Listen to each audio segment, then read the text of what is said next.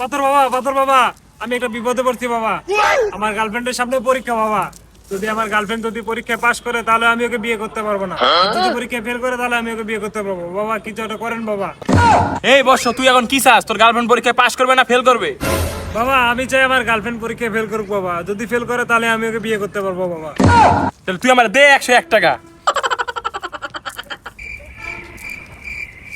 বাবা আমার কাছে তো 101 টাকা নাই বাবা, আমার কাছে 10 টাকা আছে বাবা। এই 10 টাকার বিনিময়ে কিছু করেন বাবা। আচ্ছা দে 10 টাকা দে, এই 10 টাকা দিয়ে আমি কি করা যায় দেখতাছি, দাঁড়া। এই পাথরটা নিয়ে যা, এই পাথরটা নিয়ে যা, মনে করতে তোর সমস্যার সমাধান হয়ে যাবো, যা। ঠিক আছে বাবা। হ্যালো বাবু, তুমি পরীক্ষায় পাশ করছো না ফেল করছো? আরে আমি তো পাস করেছি। শালার বাবা, তোরে আজকে খেয়ালাম তুই আমার কি উল্টা পাল্টা পাথর দিছিস। আমার গার্লফ্রেন্ড পরীক্ষায় পাশ করছে। শালার ভন্ড বাবা, আমার গার্লফ্রেন্ড পরীক্ষায় পাশ করছে, তুই মানে কি উল্টা পাল্টা পাথর দিছিস শালা ভন্ড। তোর কাছে চাইছি আমি 101 টাকা, তুই আমার কাছে 10 টাকা। তাহলে তোর গার্লফ্রেন্ড পাস করবো না ফেল করবো? দূর হয়ে যাবো এখান থেকে।